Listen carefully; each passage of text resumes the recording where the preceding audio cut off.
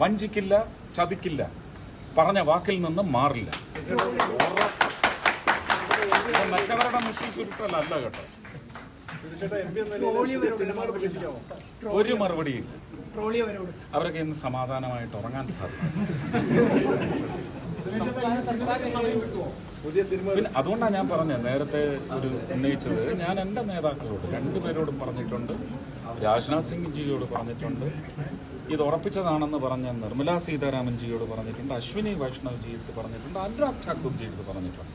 ഇവരൊക്കെയാണ് എൻ്റെ സുഹൃത്തുക്കൾ. അപ്പോൾ അല്ല, കൈരളിയാണോ?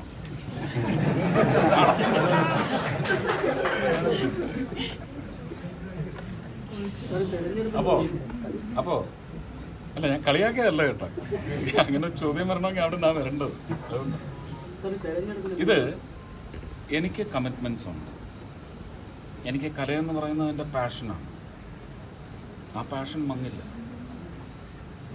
എനിക്ക് പാട്ട്, സിനിമാഭിനയം, എനിക്കിനിയും നാഷണൽ അവാർഡ് കിട്ടണം, അങ്ങനെയൊക്കെയുള്ള ഒരു എന്താണ്, ആ ഒരു വ്യഗ്രതയുള്ള കലാകാരൻ തന്നെയാണ്. സമയം കിട്ടുമോ? ഉറപ്പായിട്ടും കിട്ടുമല്ലോ. ഞാൻ MP ആയിരിക്കുന്ന സമയത്ത് ഞാൻ സിനിമ ചെയ്തില്ല. വലിയ ഉത്തരവാദിത്തമാണ്. അത്രയും പണിയെടുക്കണം. അതെടുക്കണം. എന്നെ ബൂത്ത് തലത്തിൽ കൊണ്ടു നടന്ന ഒരു പാർട്ടിയാണ് ഭാരതീയ ജനതാ പാർട്ടി. അത്രയും ഞാൻ അധ്വാനിച്ച് ഇവിടെ എത്തിയിട്ടുണ്ടെങ്കിൽ ഇനി ഞാൻ അവിടുത്തെ പ്രവർത്തകരുടെ മുഴുവൻ നടുവൊടിക്കും.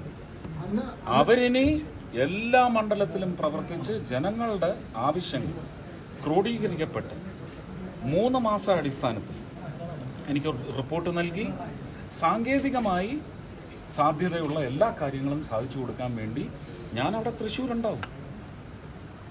തൃശ്ശൂർ പ്രചരണം തുടങ്ങിയപ്പോൾ ഇറങ്ങിയ ഒരു വീഡിയോ ആണ് ചേട്ടൻ പ്രവർത്തകരോട് ചൂടാകുന്ന ഒരു വീഡിയോ ആണ്. ആ സമയത്ത് എനിക്കറിയത്തില്ല, അന്ന് അവിടെ വന്ന എണ്ണം, അന്ന് അവിടെ ഒരു കുട്ടിയെ കാണാതായിട്ട് അതിനെ തപ്പി കാട്ടിലേക്ക് പോയിരിക്കുക. എന്നിട്ട് അവിടെ വന്ന എണ്ണം എത്രയാണ്?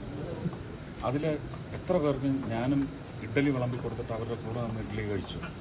ഇതെല്ലാം കഴിഞ്ഞ് പുറത്ത് വന്നപ്പോൾ ആദിവാസി സഹോദരങ്ങളാണ് പറഞ്ഞത്, ഇവിടെ ഒരു 27 വോട്ടുണ്ട് ചെറുപ്പക്കാരുടെ, ചേർത്തിട്ടില്ല എന്ന് പറഞ്ഞു.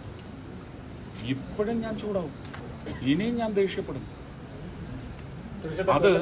അതെന്നെ അമിത്ഷാജിയാണ് പഠിപ്പിച്ചത്. എന്തേ ഇതേ പ്രവർത്തകർ പറയട്ടെ, അവർക്ക് വിഷമമുണ്ടെന്ന്. അവരെ നിർത്തിപ്പൊരിക്കുന്നത് ഞാൻ കണ്ടതാണ്. എന്നെ തൃശ്ശൂർ വന്ന് ലോഞ്ച് ചെയ്തതിൻ്റെ അന്ന് രാത്രി ഈ ശക്തി കേന്ദ്ര നേതാക്കളുടെ ഒരു മീറ്റിംഗ് വെച്ചിട്ട് അവരെ നിർത്തിപ്പൊരിച്ചു. കളഞ്ഞിട്ട് പൊയ്ക്കോളാനാ പറഞ്ഞു. മുകേഷ് പരാജയപ്പെട്ടിരിക്കുകയാണ് കൊല്ലത്ത്. എൻ്റെ അടുത്ത് മറ്റുള്ളവരുടെ കാര്യം ചോദിക്കരുത്.